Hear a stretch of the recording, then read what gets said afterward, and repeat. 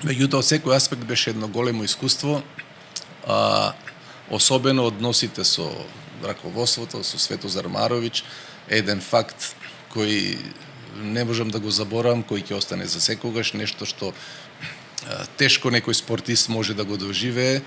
Не е убаво да се зборува за настанот, меѓутоа после загинувањето на Тоше Проевски, следниот ден беше погребот во Крушево и беше невозможно. Со Тоше бевме големи пријатели, беше редовен посетител на нашите надпревари, фактички тој играше за екипата на Синалко во Крушево, го оформи клубот, играше, многу ја сакаше одбојката, беше редовен посетител на нашите надпревари.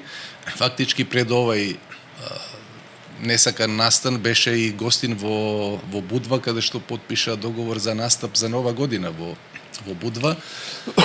И непосредно пред тоа се случи тоа што се случи. Не можев никако да стигнам и Свето Маровиќ ме повика во неговата канцеларија, вика: ти утре, вика, мораш да патуваш. Викам: невозможно, како не можеме да... Беше во тоа време многу, немаше пат од преку Албанија, долго време се патуваше, немавме услови, немавме можности. Ми го обезбеди авионот на владата на Црна Гора, со кој патуваше тој и Мило Ѓукановиќ.